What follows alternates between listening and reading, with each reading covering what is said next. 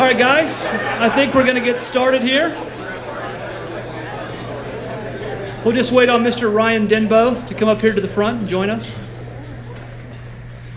All right, guys, well, first off, I'd just like to say good afternoon, and thank you for taking time out of your week to join us for the 2019 Georgia CCIM Chapter Economic Luncheon. We'd like to provide a special thanks to Cherokee Town Club for hosting us for this great event. And we have a great program in store for you guys today. I'd like to begin by saying to you guys that many of you guys might not be aware, but my life was radically transformed by a Jewish teacher that walked this earth about 2,000 years ago. So it is my great pleasure to invite Mr. Leo Terrasas to lead us with our invocation and Pledge of Allegiance. Mr. Terrasas.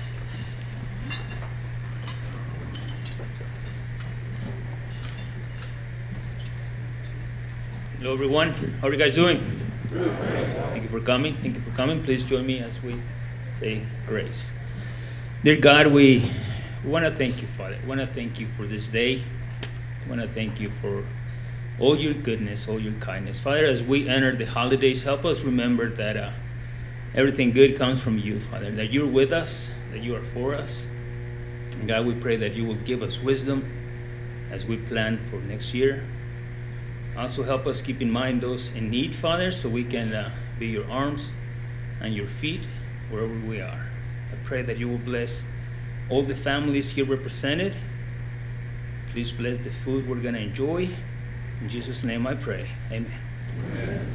You could please join me so we can pledge allegiance.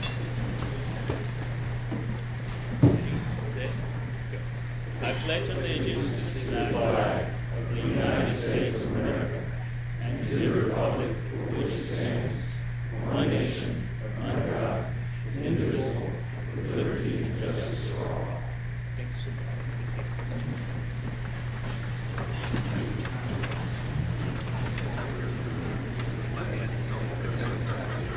Thank you, Leo, for that. So we'll have lunch. We'll be served here in just a moment. So we will be back shortly to continue with the program. Thanks, y'all. And we would just like to say thank you again for joining us.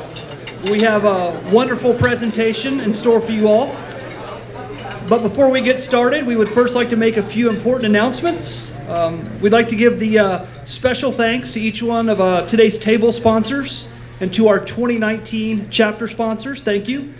Without you guys, and an event of this magnitude would not be possible. So thank you again for all your support. Last week, we had the privilege and honor of celebrating Veterans Day. And without the dedication and many sacrifices of our proud servicemen and women, we would not be able to enjoy the many freedoms and liberties that we enjoy today. So I would ask any veterans present today, please stand so we can show our sincere gratitude.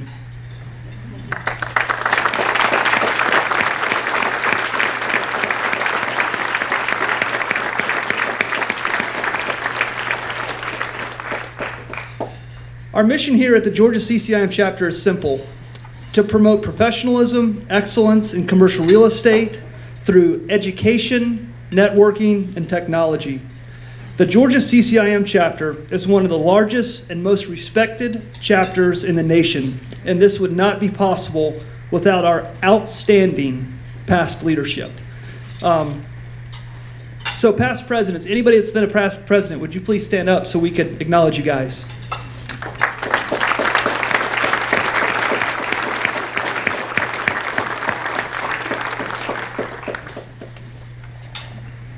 And I would also like to mention a couple folks, and I'm going to ask them to stand up here in a minute, and I don't mean to embarrass them too bad, but would Frank Simpson and Bill Butler please stand up for a moment? Thank you. So these two men that you're seeing right here helped to encourage us to pursue the CCIM designation, and both of these men helped to encourage me to get involved in the chapter after I had achieved my designation back in 2013. So I would not be standing here today without their encouragement and support. So would you please join me in giving these men a hand for all they have done for this chapter.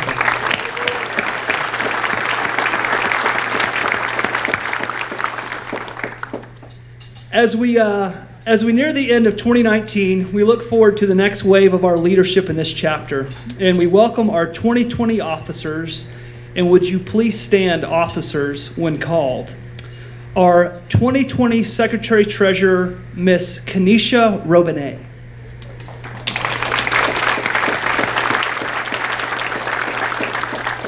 Our 2020 President-elect, Mr. Ryan Denbo.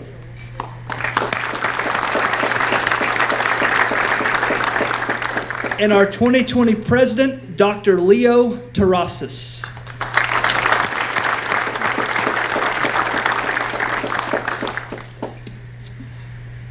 Now, I would like to introduce you guys to our 2020 Board of Directors. Would you please stand when called, and let's please hold our applause till the last name is called. Mr. Paul Ossie, Mr. Kirk Rich, Mr. Andrew Joyner, Mr. Bill Adams, Mr. Richard Slayton, Mr. Ethan Armitrout, Mr. Michael Reeves, Miss Marcy Thomas, Miss Dion Edwards, Mr. Brian Hughes, Miss KJ Otis, Miss Katie Superstar Centel, Mr. Marion Williams, and Mr. Daniel Weingarten. Let's give these folks a hand.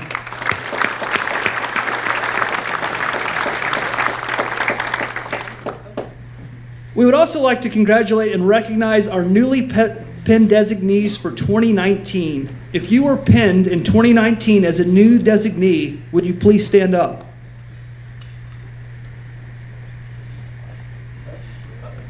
There we go. Let's congratulate.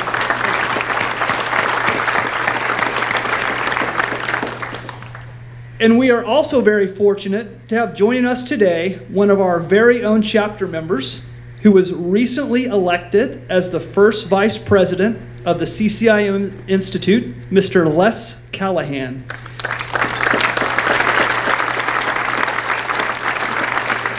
And we have asked Les to come up and just give us a brief update on what's going on with the Institute. So Les, let's please give him a warm welcome.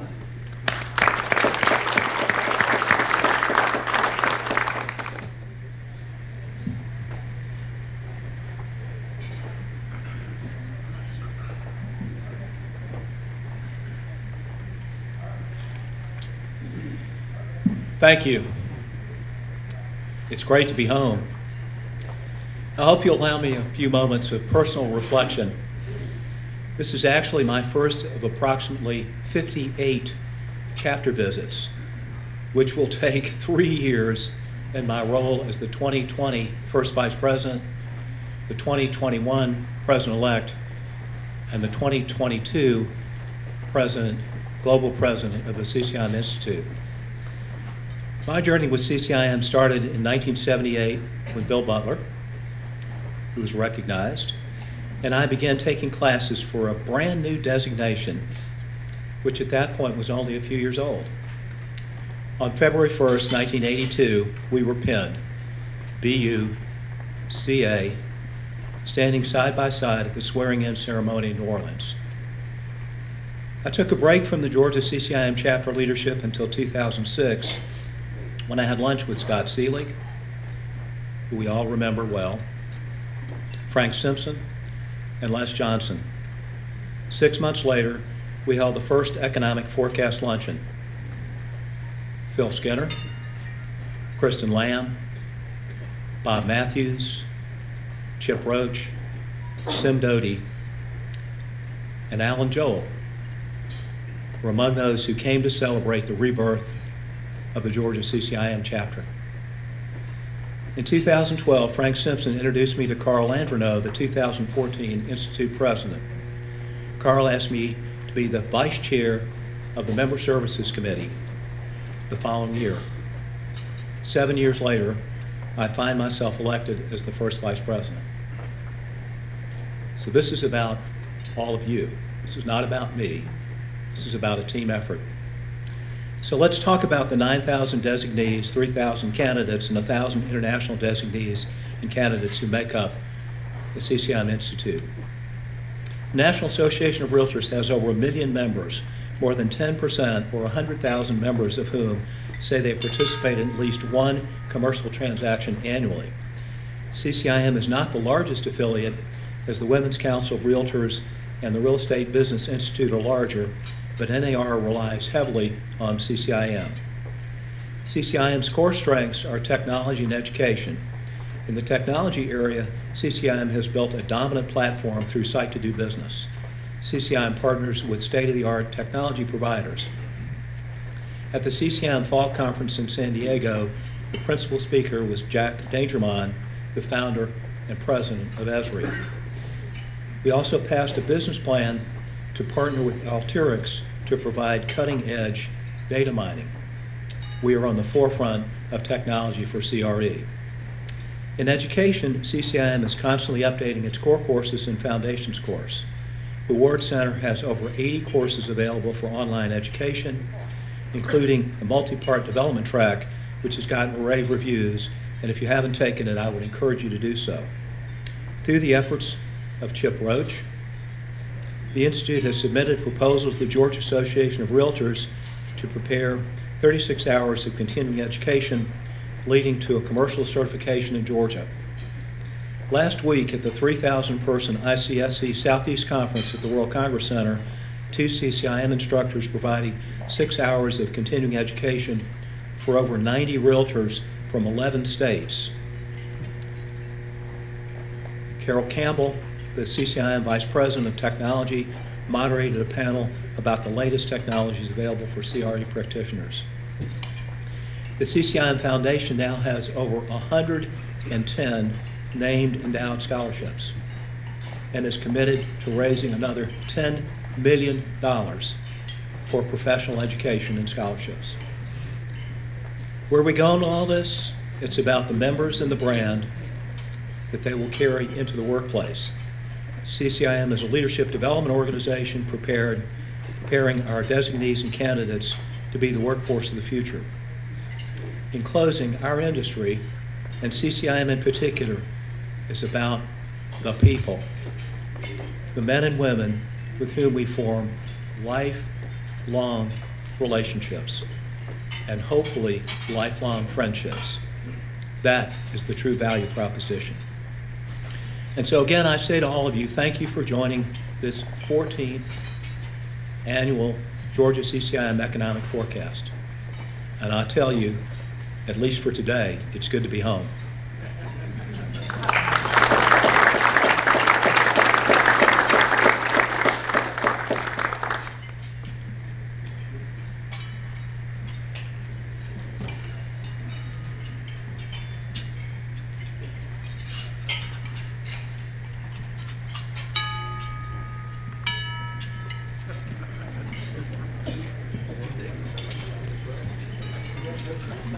All right, now one of the fun parts of being able to do this. So, as one of the leading chapters in our nation, we are truly blessed with many of the talented and hardworking individuals within our chapter membership. And every year for the past couple of years, we've been doing an award called the President's Award. And the President's Award seeks to recognize a member of the chapter who has demonstrated leadership in all aspects of their life and has a deep commitment to CCIM and the professional standard that we hold dear. And the best part of giving out the President's Award this year is that I get to present it to a friend of mine. And this friend has been a great supporter of mine, but most importantly, he's been a great supporter of this chapter. This man brings over 30 years of commercial real estate experience to the table, and he has been instrumental in helping to promote diversity and inclusion within our chapter as well as within our industry as a whole.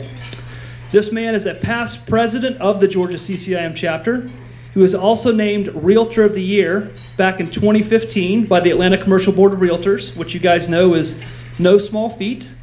So it is without further ado that it is my pleasure to present the 2019 President's Award to my friend, Mr. Kirk Rich.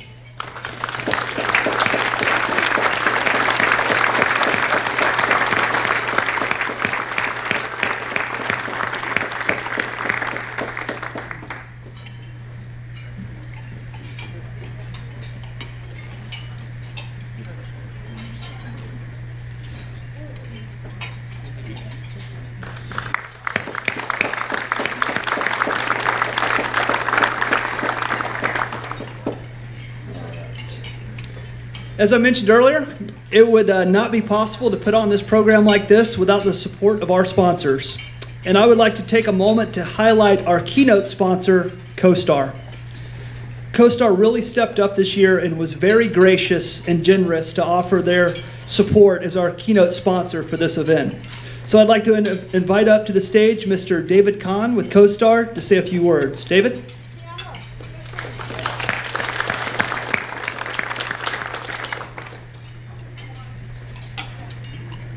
Hey everyone, thanks for the kind words, Jason, and it's always great to have the opportunity to speak to CCIM. We've done a few events together over the past few months, and it's always an awesome opportunity and at a beautiful venue.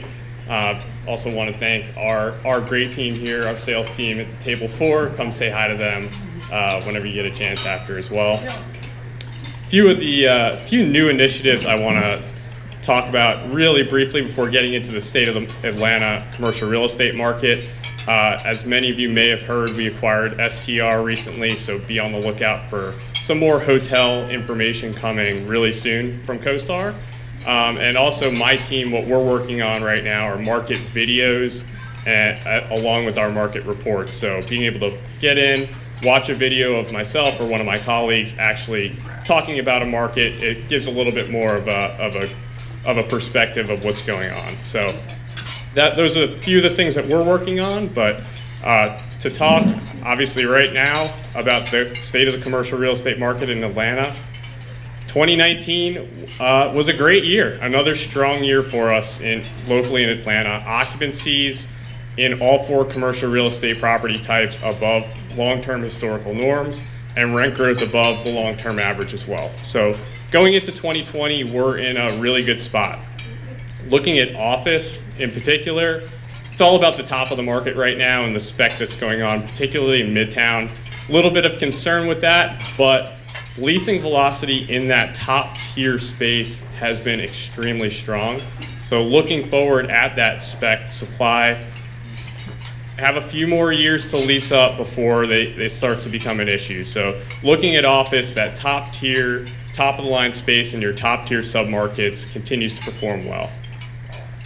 Shifting to multifamily, multifamily continues to perform well as well. Lease up on new properties has remained strong. Rent growth has slowed, but it's still right around the national average, and that's after 8 years of outperforming the national average. So for renters like me, it's actually a pretty good sign to finally get a break on those rent increases, but overall, we are still in a good spot with multifamily.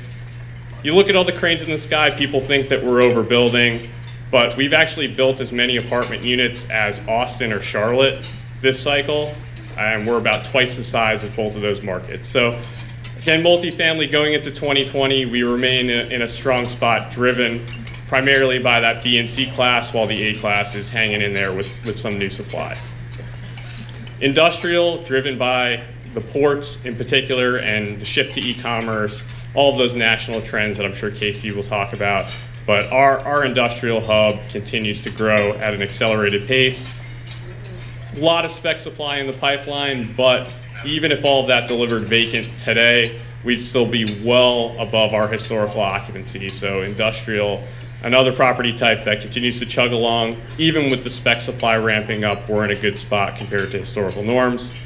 And then lastly, retail. Retail seems to always get a bad rap, but sound like a broken record. Occupancies at historical highs. And finally, after years of almost no rent growth or slow rent growth has popped here in Atlanta. We're a late recovery market for retail, but it seems like we finally hit that equilibrium after a long, slow recovery.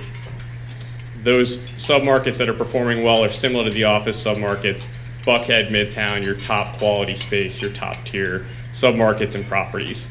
So overall, another great year in 2019. Looking at 2020, job growth has slowed, but in terms of the amount that we're building right now, the job growth that we're still seeing, just the overall commercial real estate picture still looks good. Cautiously optimistic going into 2020, and we're excited to see what the new year brings for us. So again, thanks again for having us, and happy to be here.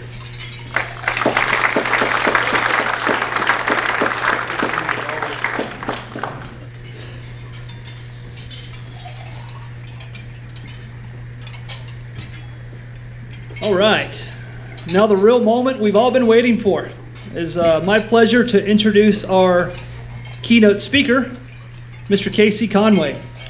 K.C. is the chief economist for the CCIM Institute, and we are very excited to have him back this year. K.C. is also the director of research and corporate engagement for at the Alabama Center of Real Estate, housed within the University of Alabama's Culverhouse College of Commerce, and that's the best acronym for a school ever, ACRE, ACRE. So that's awesome. With more than 30 years of experience in commercial real estate, K.C. is a nationally recognized expert and speaker on a wide range of topics ranging from appraisal and bank regulation to ports and securitization. He has areas of specialty including housing, logistics, litigation support, industrial, office, and land development. So please help me welcome to the stage Mr. K.C. Conway.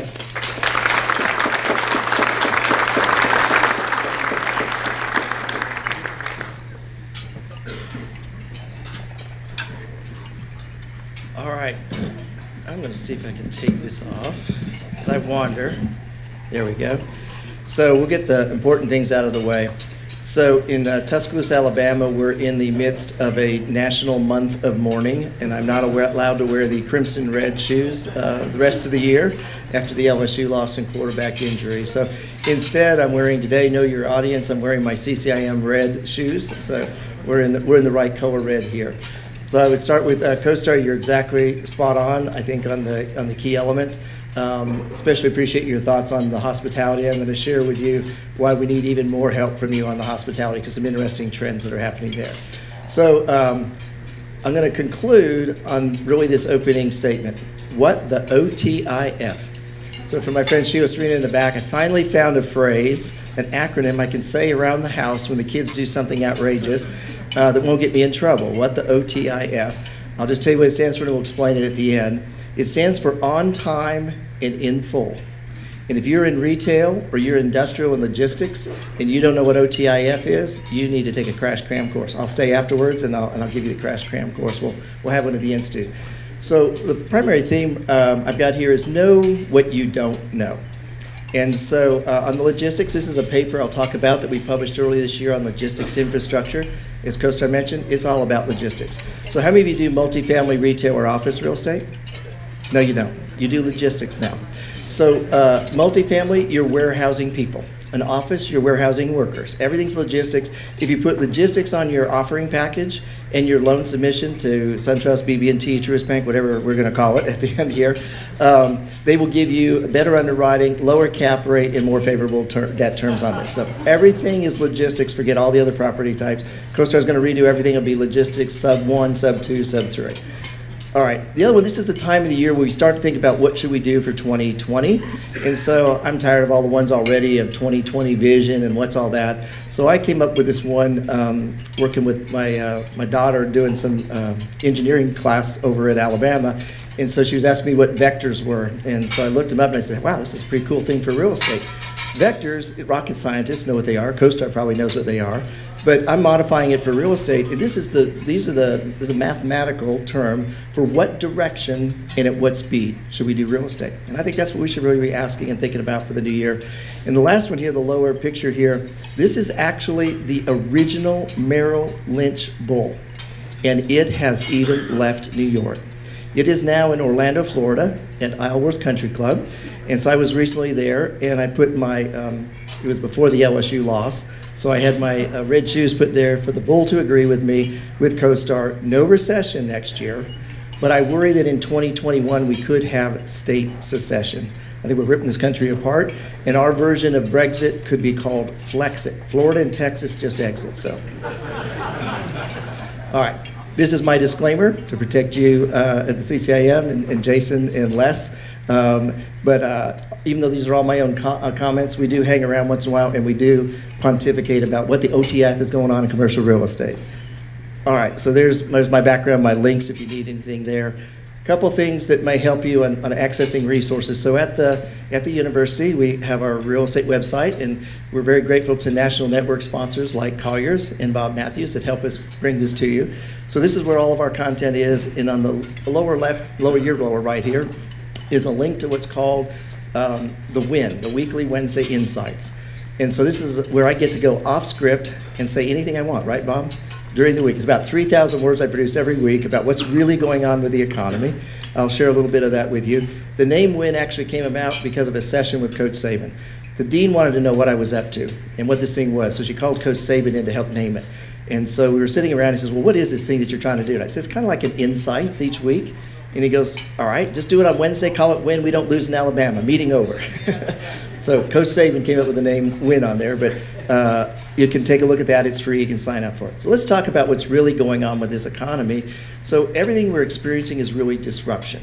And those of us that have gray hair or thinning hair or were born maybe in the 50s or 60s, we're used to technology taking a long time to be accepted. Bob, remember how long it took for the fax machine and then us to get used to FedEx and then, oh my gosh, what was this internet thing all about? Technology today is moving much more quickly. So this is a curve that I helped put together with our TREP folks on a presentation we did earlier this year. And the blue dots represent what we've already been through. Anybody not know what the internet is? We're doing good here. CCIM instructors, you're doing good here. The green are where we're heading right now. 3D printing and drones and all that technology, the blockchain stuff. Where are we going there? That's the technology it's disrupting. The gold, this is how steep this curve is going to get as we get into things like autonomous trucking and cars and smart cities, all of that. And this is happening at an incredibly fast pace. And so you think, how fast is it happening? Well, for CoStar, it's happening really fast everywhere except for the downtown connector, 285, and the Atlanta airport. And we need to work on that. I'm going to switch here. Here is an example of autonomous trucking.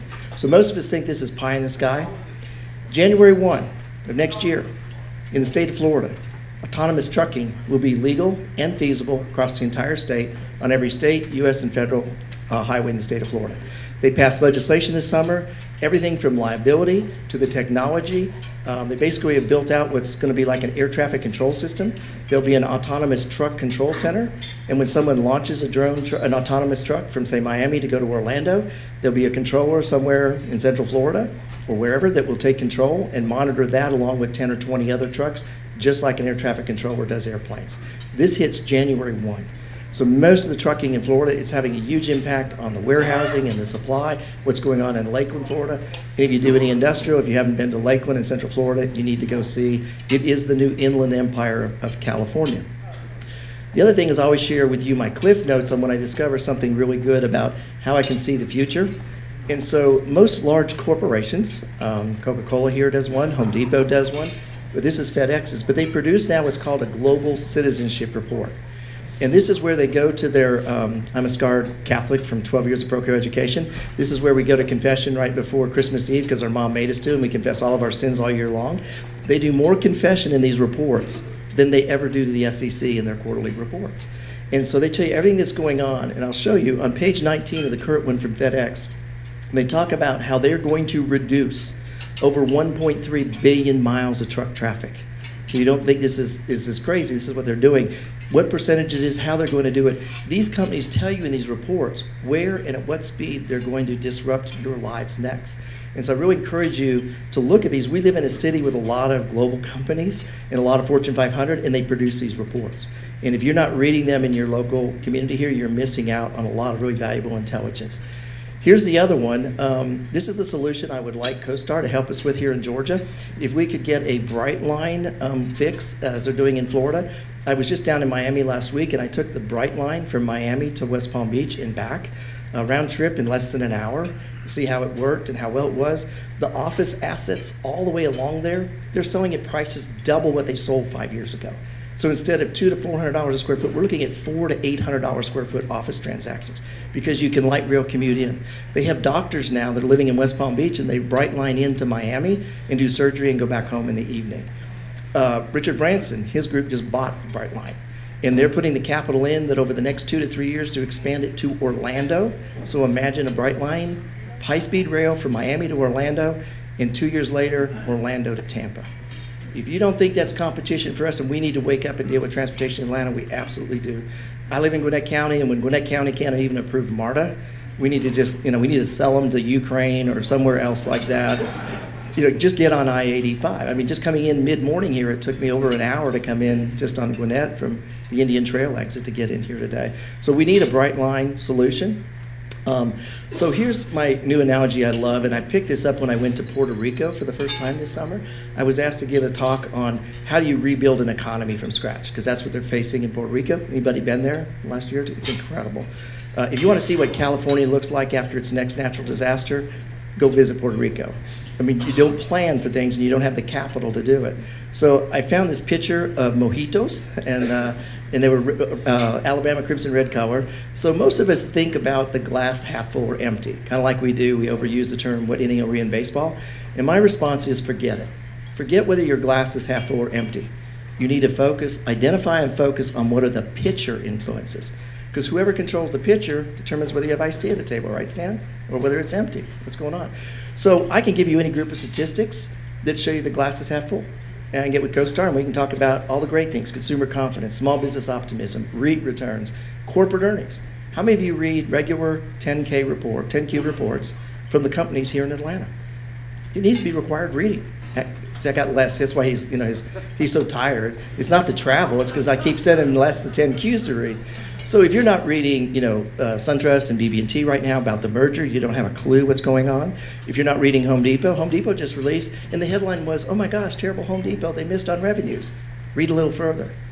They beat earnings. And the reason they missed on the revenue side is Home Depot is investing a ton of capital in their future in technology. And this is good for the long run. So I say to all those people that sold it off, thank you very much. I'll take some more Home Depot stock. But this explains kind of what's going on. On the other side, tariffs, trade, manufacturing, we're in a manufacturing recession. Who cares? It's all robots that are getting unemployed. We don't have people working in factories anymore. GM approved that with the GM strike. And then the Fed. So who's here from the Fed? They're nice people. We like them, all right? But the Fed has an ED problem right now that no purple pill will fix.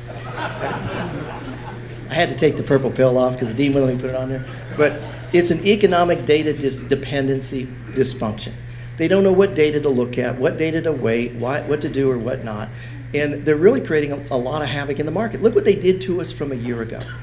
4 rate hikes and destroyed the stock market in December last year.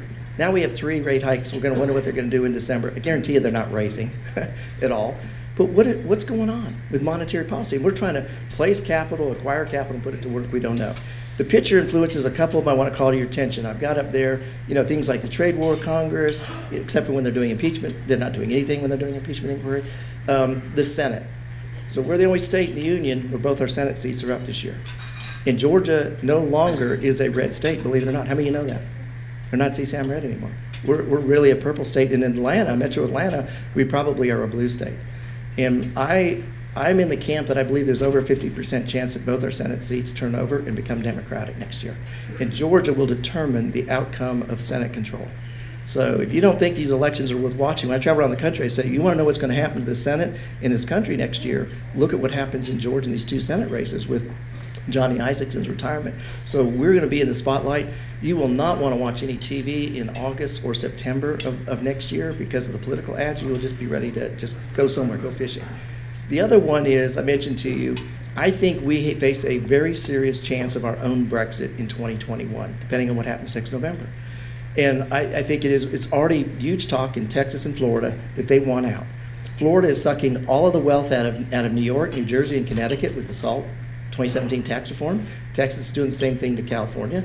And by the time they finish vacuuming everything up by the elections next year, they're ready to go. And I think that you put Florida and Texas together and they're going to create their own Flexit. So the question is, will Georgia be nice to Texas and Florida, right? And maybe borrow Brightline and join Flexit. We'll put a few other states to it. So focus on the pitcher influences, not the glass half full or empty.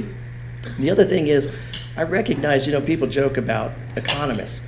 Well, we do make up the numbers, and we get paid to keep revising them until we get them right. It's just like the weathermen. They keep guessing at the weather until it actually happens. So the sun comes out or it rains. So all economists should go to weather forecasting school, and that's what I've been doing this year in case I fail on my economics. And so it's important so you know what are innocuous clouds and what are cumulus clouds. We know what those are when those tornadoes come. So I apply that to data to understand what are the important data points that we should be paying attention and what are those that we shouldn't. So the federal government and the National Bureau of Economic Research, they primarily weight these 4 metrics over here. Things like jobs, physical retail sales, industrial production, and personal income. Half of those are irrelevant today.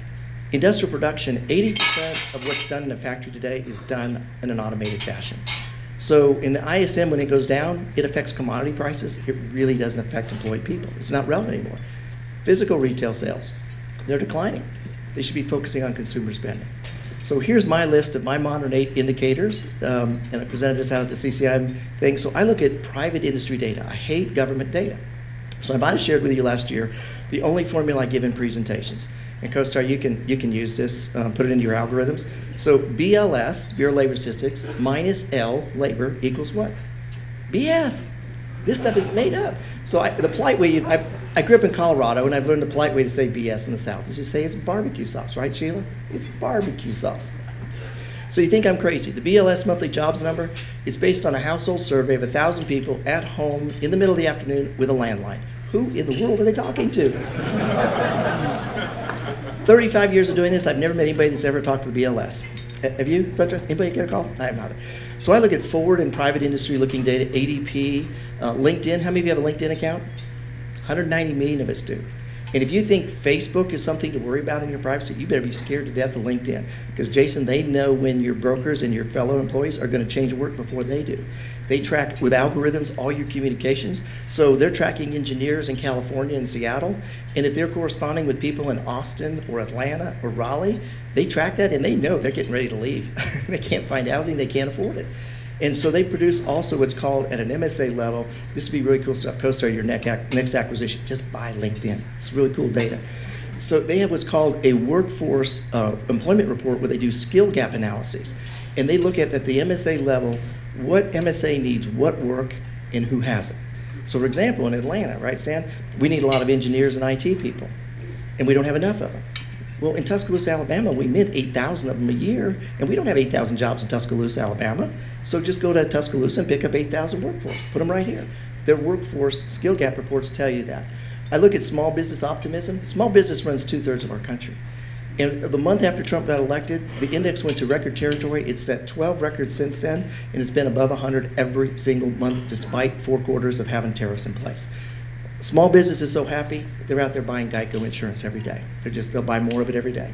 Corporate earnings. Like I said, know those corporate earnings and look what's going on. CSX, I'm going to talk a minute about the railroads. So CSX was just like Home Depot. They missed on top line revenues, but they beat on earnings.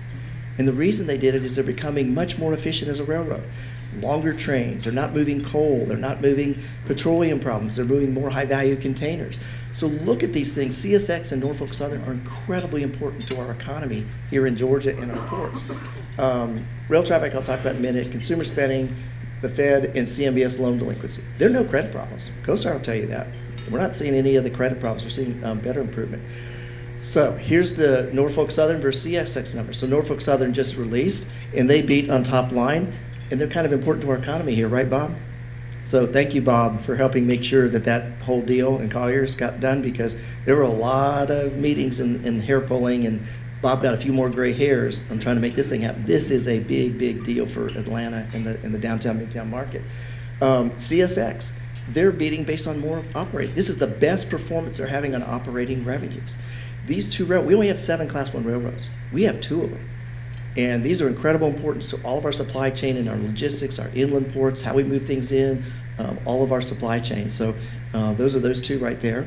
This is those indices I went through. This is the small business optimism. This is the TREP CMBS delinquency data. It's at record lows since the financial crisis on every property type except for multifamily. It just went up, down. I mean, when you're 2% delinquency, who cares, right? SunTrust, that's what we put in allowance, right? And here's the American railroads. The overall data. This is the first time in my career that I will tell you that the railroad data and rail traffic will not predict the next recession.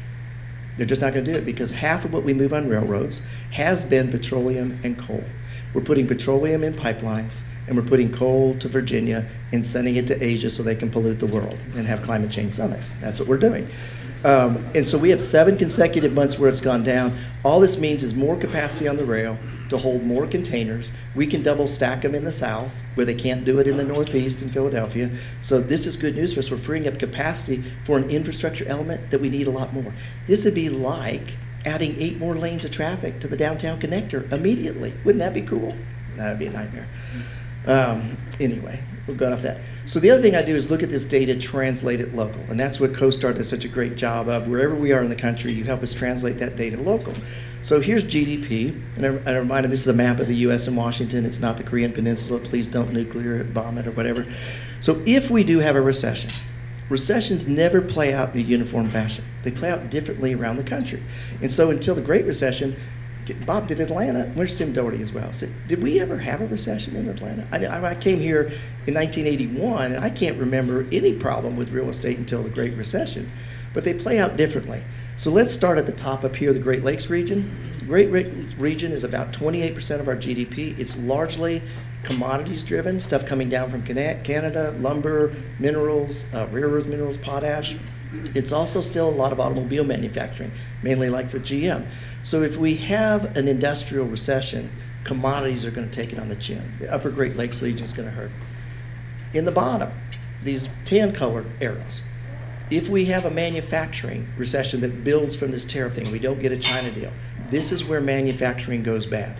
Good news for Georgia. You kind of got rid of manufacturing. You got rid of GM, you got rid of Ford, right? You do a lot more technology. But if you look at Alabama, Louisiana, Mississippi, Tennessee, South Carolina, that's where we build the cars and the airplanes. In South Carolina, it's Boeing, it's BMW, it's becoming Volvos. In Alabama, it's Mercedes, Toyota. I mean, it's every other type of vehicle and Airbus. So if you think that we're going to have a manufacturing, these are the states that get hit. If you think we have a financial services, so if the new BB&T SunTrust merger, the Truist Bank, thinks that we have another financial crisis, it's going to be North Carolina, Georgia, Florida. This is where all of the banking and the money is going. So I know in Atlanta, we think we're a big deal. We have an Atlanta Federal Reserve Bank, and we think we're a center of banking. That's changing. Who's from North Carolina does business in North Carolina? The center of banking in the Southeast is going to be Charlotte, North Carolina. It's a shame that we as a city have lost that mantle. But it's happened.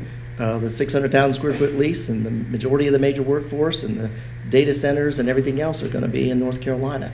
But we'll still have an important presence. I actually think there may be an Alabama bank that comes and backfills some of the stuff here. I think there even could be a Northeast bank that's tired of salt taxes that comes in and backfills. Now, the red box is energy and technology.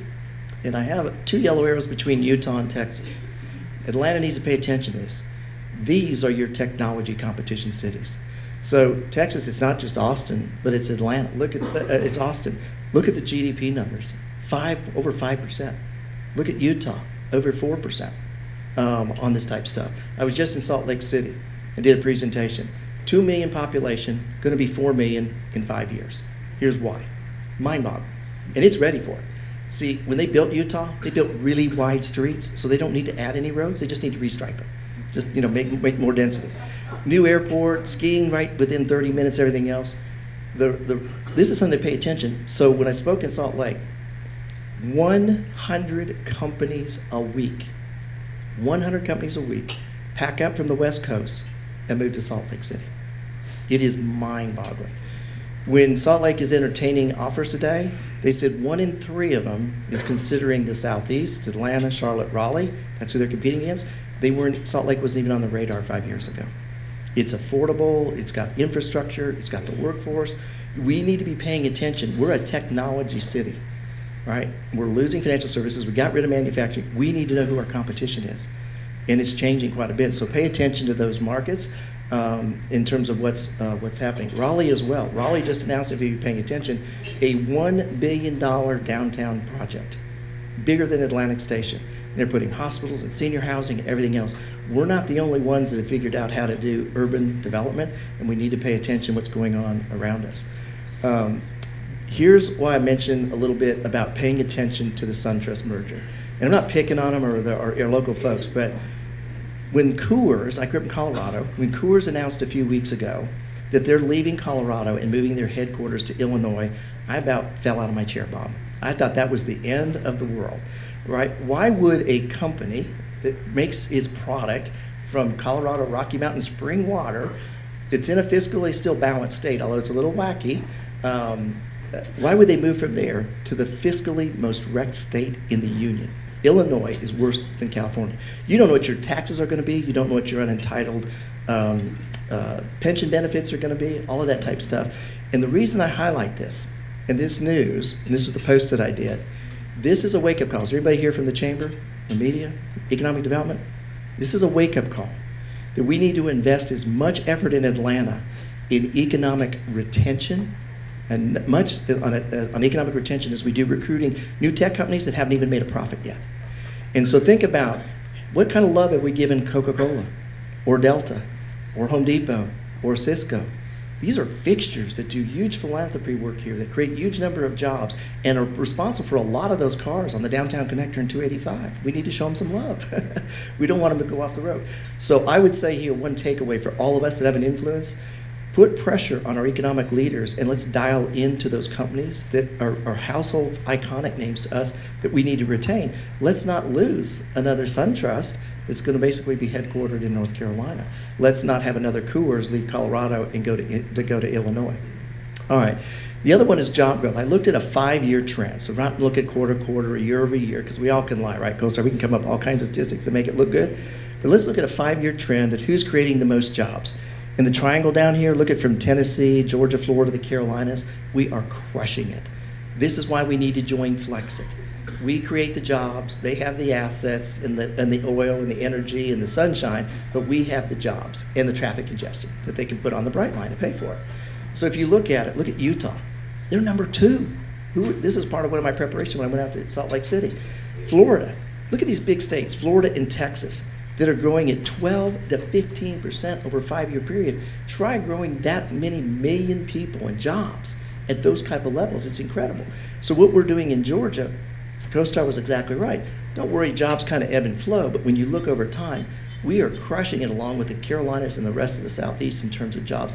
This is where the economy happens in the United States.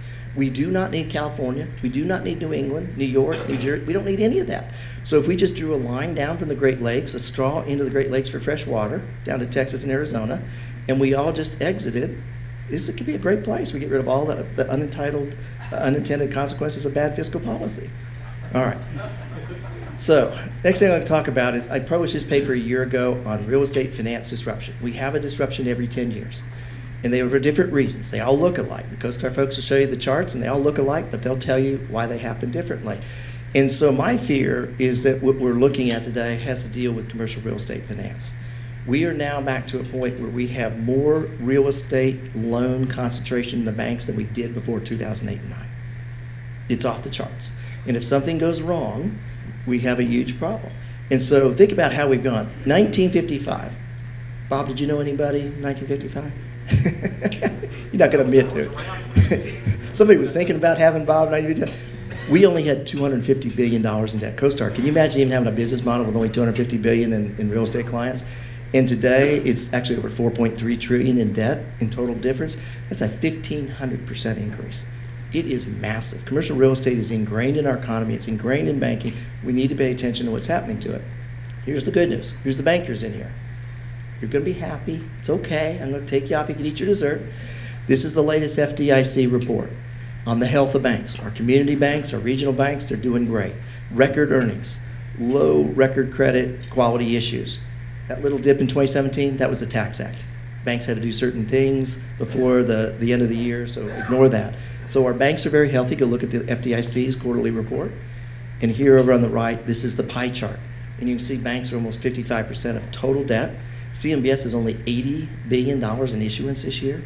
So if something goes wrong, it's going to have a big impact in our banks. And so our industry needs to pay very close attention. My advice to all of us in the room would be this is the time now and over the next year to diversify your financial relationships. Because if you're too close to one or two, we're already realizing mergers do happen. First Horizon Iberia just got announced. They're going to concentrate in Memphis. And that's going to be over a $100 billion bank. That's not chump change. The Alabama banks are growing, and they have an eye on maybe coming over to Atlanta and backfilling where maybe SunTrust is going more to North Carolina. So we need to pay attention to that on the bank side. All right. Now we've got all the bad news out. Now it's just fun with logistics. We're just going to have fun. So this is my report that I published. I had the most fun doing this. I drove the dean crazy at the university because she had laid out in January all the published papers from the Culverhouse School of Business. And mine was the only one that had a picture on it. And she said, Casey, I don't even need to know the title or the author. You can cover all those up. I know your research anywhere because it's going to have pictures. And I said, of course, because I'm in real estate and we like to look at pictures. See, I was that kid. Sheila, you appreciate this. I was that kid that hated going from kindergarten to first grade because they got rid of all the picture books, right? So all my research, this has lots of pictures. You're going to love it. To prove to you that I can defend my copyright. So CoStar, I encourage you to save all the hand sketches that you do on research and data. It'll help for patent protection. This is my original sketch for this transformer. So my little son, Luke, wanted to have a new transformer. He was tired of the one. So we basically put all of the elements of logistics, air cargo, trains, trucks, you name it. And so I drew this sketch. So Sheila, you appreciate this. My 2 millennial daughters decided to pick on me. I showed them the sketch and I said, do you think the designer will get it? And so the oldest daughter says, I don't know, Dad. If that's supposed to be a happy thing, the face on it is pretty frowny. And I said, gosh, you're not paying attention. That's not a face, that's the globe. So my wise-ass daughter at the University of Alabama, you appreciate this, Stan, she turns to me and she says, Dad, I know you've been out of college a long time. It was a long time ago that you were at Emory, and you probably even forgot they don't play football there, right? It's been so long. Do you not know there's more than 3 continents? And I said, oh, wise daughter, right? Haven't you heard of global warming and sea level rise? There's only 3 continents left. Those are the 3 continents on that thing. So she thought she had the best of me. So see, Sheila, we can get away. So I want to just show one statistic there, and I really encourage you, all your folks like Bob at Colliers and Sim Dowdy does a great job here in Atlanta. This 20% number. 5 years ago, less than 5% of all of our industrial warehouse was leased or occupied by e-commerce and logistics companies. Less than 5% 5 years ago. Last year, it broke 20%. My forecast is this number is going to break 40%, and it's not all going to be in warehouses. You need to talk to Sim Dowdy, because what he's going to tell you is small is the new big in warehouse too. All these old inner city warehouses with low clear ceiling height, they're pretty damn valuable. You can't build them anymore. You can't get the land, you can't get the zoning, you can't touch the cost, and they're a great solution for last mile fulfillment. Same with these malls. So you may see, and CoStar's probably got the data, looking at the retail big box or the Toys R Us that are changing in their nature from retail to a warehouse asset. So we appreciate your great work on that. The paper I wrote, the dean said, Casey, I bet somewhere in the summary I can find what the whole paper is about without having to read it.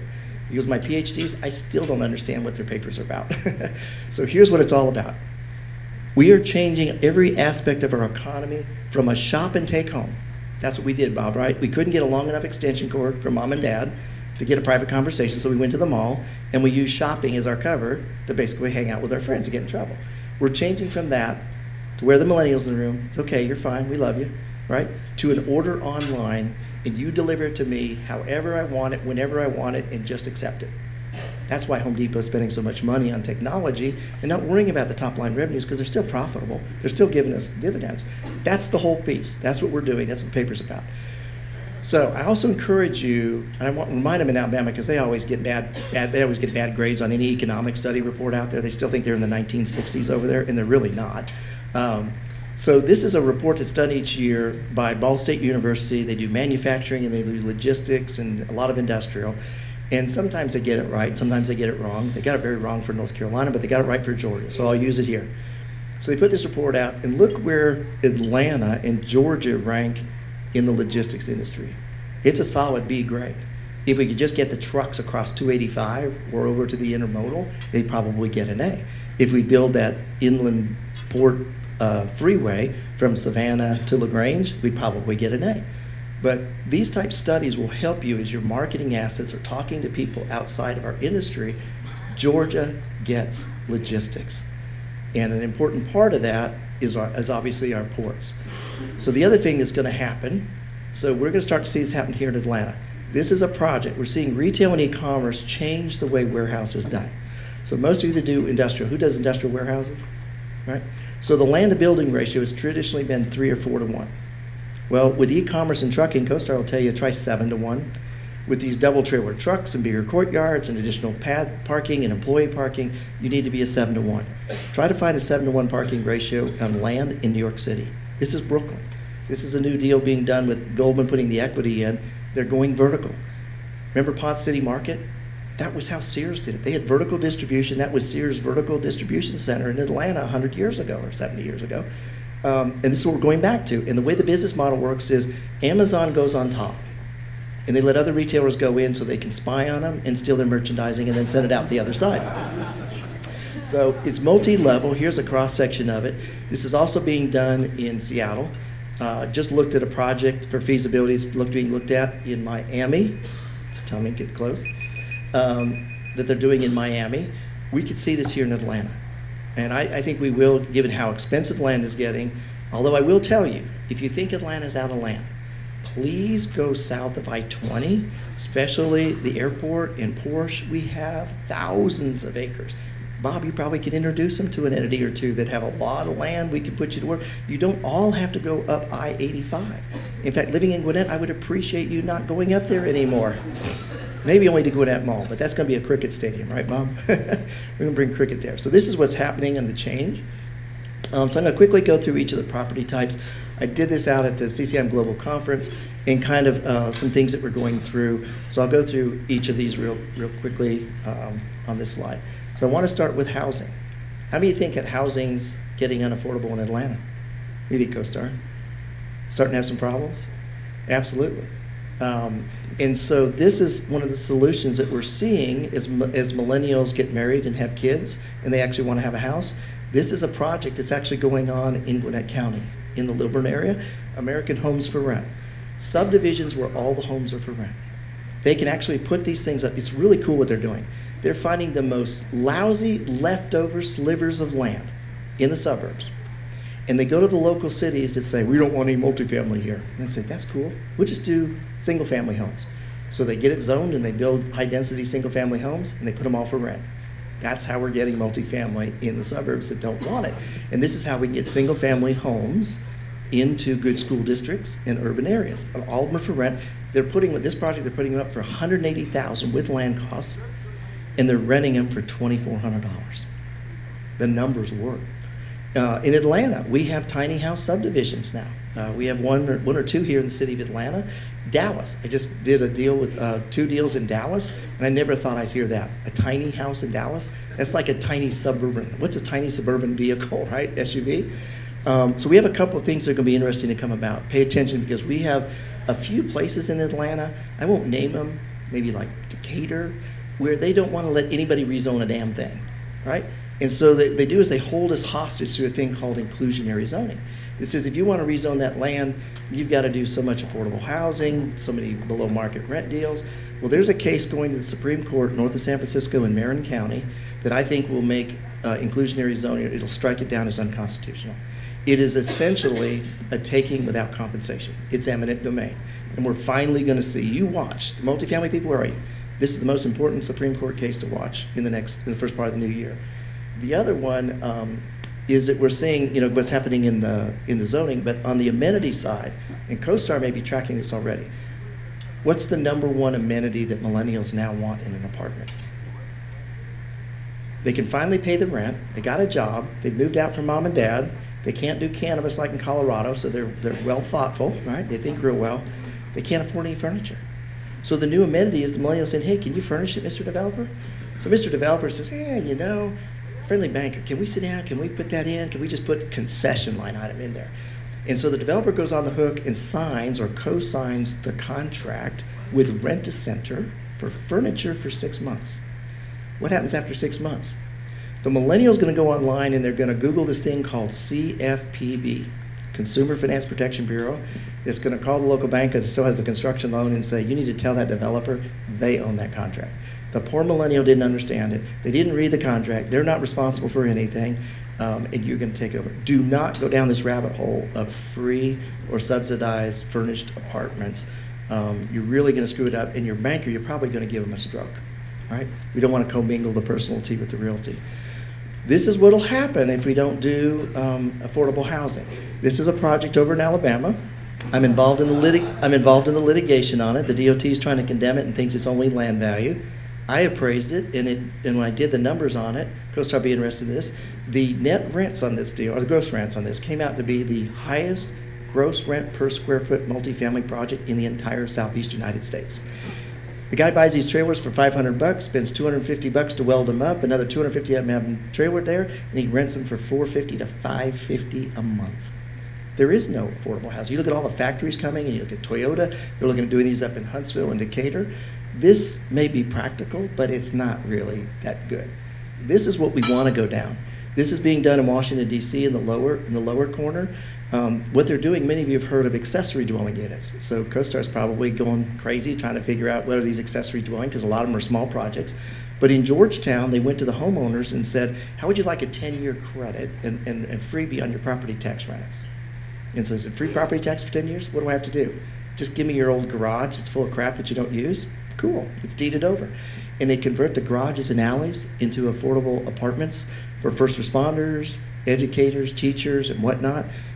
This is a really good solution. We may see this in urban Atlanta, Decatur, Vinings, right, where we have these accessory buildings, and we may see new developments where we allow the house to be built and an accessory dwelling behind it in places like Vinings or Decatur. Let's not go down the Los Angeles path. Los Angeles' view of affordable housing is going to the parking lot owners in downtown Los Angeles and cutting a deal that they'll let the homeless living out of their cars park on their parking lots at night. It's insane what's going on in LA. It's so insane in LA, there's a group called PATH, people assisting the homeless. And so they said, we got all these homeless in LA living on the streets, and they might have a U-Haul rent truck and they put bunk beds in it, but they have no bathroom. And so this group said, why don't we go put porta potties around the streets and on the Pacific Coast Highway beneath all those nice mansions that the celebrities live in? Let's put them along there. LA County, City of LA come along and say, no, you guys didn't comply with the rules, right? We have inclusionary porta potty zoning here.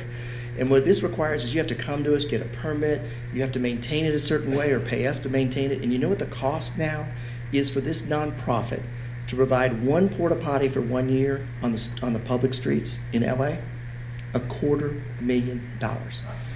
So affordable housing in LA, in Southern California, is a one porta potty with no bedroom for $250,000. There you go. I think we can beat that deal.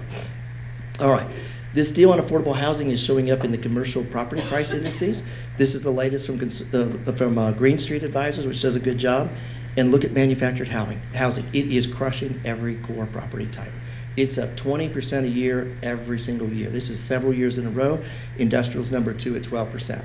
But if you want to know which property types are appreciating, they're along the Bright Line in Florida, right? They're in Charlotte, where you can move, and they're manufactured housing communities. We don't allow them to be built anymore. And these things don't have to be like what I just showed. They have 4- and 5-star deals in Florida and Arizona that have sidewalks and landscaping and homeowners associations. That could be pretty nice. That could be good solutions. All right, so retail. This is a paper we just published. Les proofed it, so if there's any typos, it's Les's fault. He was the editor in charge, right, Les? He was busy trying to do all the stuff that he does. So it's called Retail Evolution.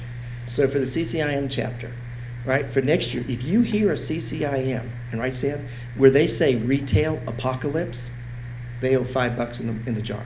We are doing away with the term retail apocalypse. It's retail evolution or evolution, the stream driven by commerce. And so we talk about it, and we have a number of myths that we debunk, and we have some predictions. And this is for you, CoStar. I was so excited at your opening comment about hotel.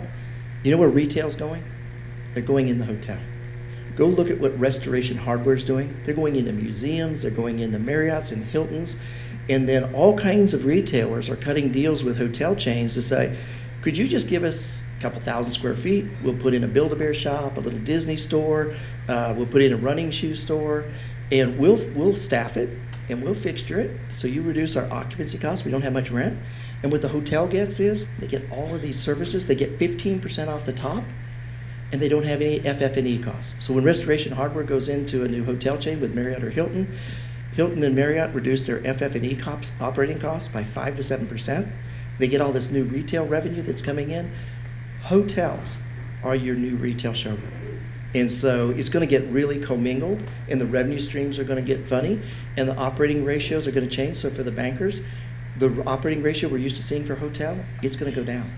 because they're going to get a top of the revenue, and the retailers are going to be doing the staffing, the FF&E, and the operations of all of these deals. The other one on retail, how many of you think that we're done with retail bankruptcies and store closings, or that we're getting near the end? We're nowhere close. So most of the retail bankruptcies and store closings that we have had since the financial crisis have because of over leverage. So we go back to the 1980s, and a little company called KKR, and this thing called leverage buyouts, and retail industry was this great growth industry. So what does Wall Street do? It over leverages it and it wrecks it. And so when the financial crisis hit, these retailers really went under strain. 98% of all the retail store closings and bankruptcies are because of over leverage and the senior creditor saying, you're done. Look at a Toys R Us versus a Barnes & Noble, which doesn't have debt. So it had time to reinvent itself and find a private equity partner and partner up with the UK. So we have 80,000 anchored shopping centers in the United States. 80,000 with one or more department stores. We have a per capita retail ratio of over 24 square feet per man, woman, child, dog, cat, gerbil, goldfish. It's insane. The next highest is Australia at what, about 11, 10, 11, 12? In the UK is like single digits. We are going to go from a 24 square feet per man, woman, and child ratio to something in the teens over the next 5 to 7 years. A lot of this retail, this physical retail, is functionally obsolete. We'll talk about Northlake in a minute and Emory. So we're a long ways away from it, and we're at only 10% of retail sales being e-commerce. Our forecast is if you just use the rule of 72, go back to your old finance and accounting days, take 72 divided by the growth rate, tell you how many years it's going to take to double. We're 7 years to go to 20%. So we're not too far away. But here's the most important thing. Every retail center you have, and you're analyzing, you better know the financial and leverage ratios on the tenants in there, because that's going to tell you who's going out and going bankrupt next. My millennial daughter, Sheila, are crushed to learn that Forever 21 is the most financially over-leveraged retailer that's about ready to go bite the dust. And they love it because the clothes are expensive and they're hip and all that, and I hate it because when my millennial daughters come home from college, I don't get to do laundry until midnight after they go to bed. And then they leave it in the darn dryer. So I have to unload the dryer, and then I go pull the dryer vent out, and it's like 2 inches thick. And half the clothes that they put in there are now in the dryer vent. The clothes are terrible. So I'm really excited that Forever 21 is going away because maybe my daughters will be able to buy really good clothing that won't be in the dryer vent any longer. But pay attention to that. How many of you think that we're done opening retail stores? Here's Levi's. This is a fascinating case study. Levi's primarily sold jeans through a wholesale channel to department stores. You didn't tell me, unless you're in San Francisco, anybody been to a Levi's retail store? They were all in departments. Well, okay. So most of them were in department stores. So with all the department stores closing, guess what happened to Levi's? Well, we're not selling jeans. So they're opening retail stores now. And guess where their number one site selection criteria is? Find me a hotel chain. And they're developing a rewards program that partners with Marriott or Hilton to give you points for buying jeans or staying in that hotel and to buy retail jeans. Hotels and retailers are discovering what airlines and hotels did decades ago. They're commingling their rewards programs. So that's an interesting story that's going on. Adaptive reuse, as I mentioned, is our solution. This is a paper I published a year ago with CCIM. And these are two examples I want to show you. So this doesn't have to be the extreme of a mall converting or Gwinnett Place Mall becoming a cricket stadium, right, Bob? Thanks to Colliers. Thanks that. Finally we'll have something to watch besides the Falcons losing, right? We can watch cricket in Gwinnett County. So this is a deal in Pittsburgh. This is a former Macy's department store where Siemens Technology is going in, and they're going to occupy 2/3 of it for work. Retail is becoming work. And then the other third of it, they're putting in a charter high school. We're seeing education come back into some of these retail locations. Here's Northlake Mall. So we saw the announcement a week or two ago of Emory, 1,600 employees, probably over 250,000 square feet before they're done.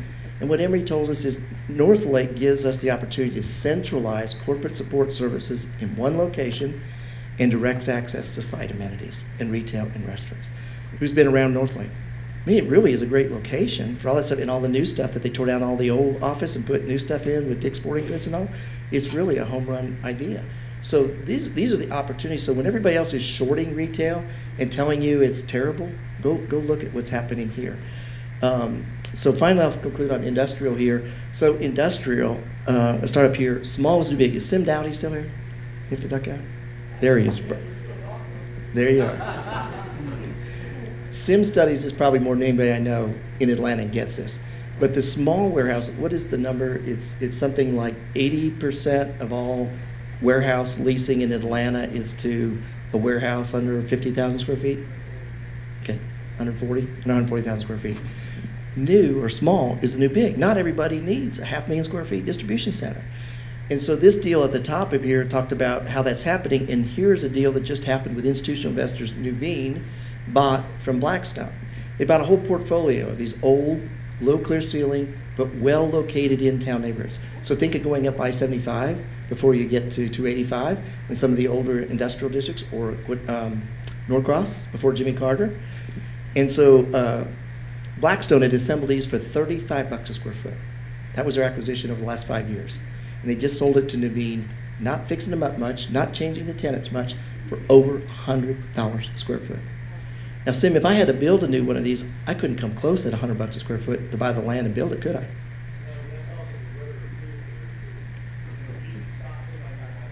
Yeah, but it's all logistics right now. CoStar will tell us when it's going to happen, right? You guys are you're on this, right? You're going to tell us exactly when to get out. But this is the stuff that's happening. The other thing is Prologis. So they must have read my paper, because they just came out with a new study where they're going to redefine the 3 types of industrial. No longer is it going to be A, B, or C, or high ceiling or low ceiling.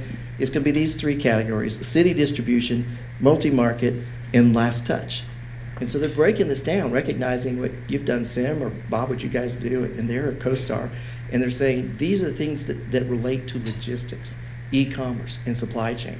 And if you're not thinking about your industrial assets in that perspective, you have no clue what you're doing. Just get out of it, go back to something simple like what, multifamily? That's the easiest one of all. All right, it's my job. This is the most important thing in Georgia, to our economy, to our industrial, to our e-commerce, to our logistics, and it's our ports. And so here's the latest stuff. Georgia ports are seeing double-digit growth. Savannah just surpassed 4 million containers. So we're close to surpassing New York as the busiest port on the East Coast and being second only to LA Long Beach. And Charleston, South Carolina is growing pretty fast, they're the fastest growing, but they're still under 3 million. Mobile is trying really hard. We just passed an infrastructure bill. We have 250,000 containers, but this little company called Walmart decided to pick them, and they're going to make that their new supply chain that's redundant in Savannah. And in 2 years, Walmart will be processing over 3 million containers out of Mobile. This is how quick this stuff happens. And that's why I said at the beginning, we need to pay attention to economic retention. And all of us in the industrial here, we need to make sure the governor is down at the Georgia ports at least 2 or 3 times a year. Because our prior governor didn't fully appreciate it, didn't fully understand it, and was too late to come to the table on really important things. So all of us need to make sure that we have conferences or events in Savannah, and we get the governor's office and the chamber down there. This is the most important thing. They're going to double capacity in 10 years. They're looking at partnering with South Carolina to build a new island port that will be bigger than LA and Long Beach. If you don't think this is big deal stuff to our economy, it really is. All right, I made it to the end, Jason. What the OTIF? OTIF is a metric that's going to embed into every property type within 5 years. Every warehouse, CIM's going to be out there and he's going to be charging extra money, or he's going to be partnering with CoStar to come up with the OTIF score for every warehouse. And that's going to drive the cap rate, it's going to drive what you're going to lend money on it, and what it stands for is on time and in full. Walmart implemented it 2 years ago. And what Walmart recognized, anybody see Walmart's earnings this week? What was online retail growth up? Over 40% year over year, and last year it was 30% and 25% of that. Walmart said, if we're going to attack Amazon and we're going to be successful at e-commerce, we have got to promise and deliver on the promise that our goods and our orders will be delivered on time and in full. The grocery, especially if we go into grocery, we don't want rotten melons and black bananas getting there by the time we deliver the goods. So they said to their entire supply chain, whether you're supplying goods or you're delivering stuff, if you can't promise and deliver 75% of the time you're on time and in full, you're going to pay us a penalty of 3% of the value of the shipment. You're out of business. And you'd have thought all the supply chain would have said, screw you, Walmart, we're going to Target. They didn't. It was a piece of cake to deliver. And Walmart raised it to 78% this year, and next year it's going to over 80%. And if you don't think this is crazy, we've got major food companies, we have grocers, we have everybody going to it. And one of the largest entities in terms of warehouse space in the United States has asked me to do the foundational paper to develop an OTIF score for every one of their e-commerce warehouses. And they're going to use that to justify their lower cap rate, the value of their properties, all of that type of stuff. So if you want a cool thing to say to your kids when they're upset, what the OTIF is going on here. And it's okay you're talking about industrial and real estate and work. If you're talking about retail or industrial, you need to know OTIF. So one thing I do in all of my weekly insights is I keep a running list of all the things I thought I'd never hear in my career. And Bob's already laughing. So the first one I heard over this summer was that Bitcoin is a safe haven. Can you believe that, co-star? Bitcoin is a safe haven, right? REITs, anybody from a REIT here or lend to a REIT? REITs have low volatility. Who's been around since the 1970s? Retails have a hell of a lot of volatility, right? Look at last December. The robot said, when interest rates go up, sell all your REITs. So we dropped REITs about 50%. This year they're back up 80%. Kentucky Fried Chicken, plant-based chicken sandwich. Are you kidding me? Thank God we have Chick-fil-A here. I will never eat a plant-based chicken sandwich. It's got to be fried. It's got to be legitimate. And if it's a hot dog, it's got to be from the varsity. Dallas, tiny house. That's just an oxymoron. That's just totally wrong, right? The last one I mentioned earlier, Coors is moving its headquarters from Colorado. I thought it was the end of the world. I think it was in the Bible somewhere. When Coors moves to Illinois, this is the end of the world. It's the coming of the unknown evil entity. All right, here's a concluding slide. So most of you know I have 3 kids that are all adopted, had special needs. My youngest is Luke. So this was his Halloween costume this year. He was a revolutionary hero. And so he went to all the doors, and when we rang the doorbell, he would say, "The trick-or-treaters are coming, the trick-or-treaters are coming." So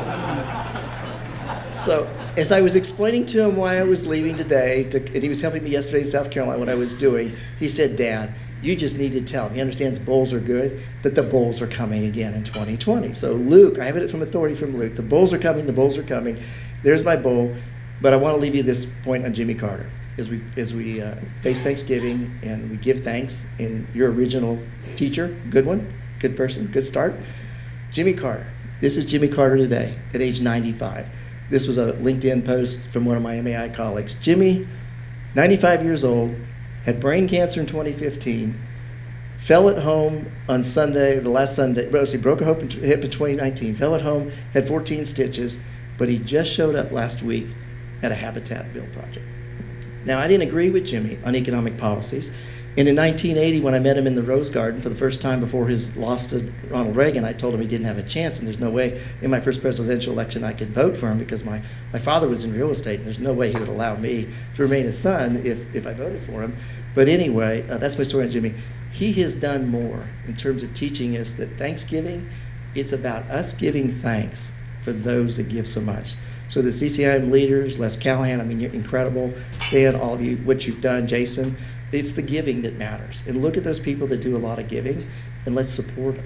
And I think we'll be much better as we rip this country apart in D.C. Let's put them out to pasture. But that's Jimmy. The Bulls wearing my red shoes, and Luke has said the Bulls are coming. That's the end of discussion. That's it.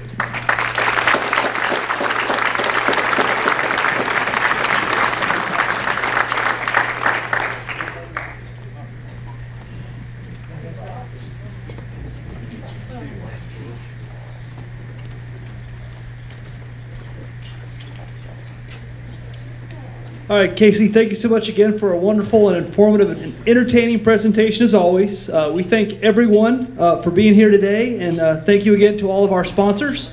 We'd like to wish you guys a happy Thanksgiving, a wonderful holiday season, and we look forward to seeing you all at the 2020 annual meeting to be held at Ansley Golf Club in January. So with that, we're adjourned. Thanks, guys.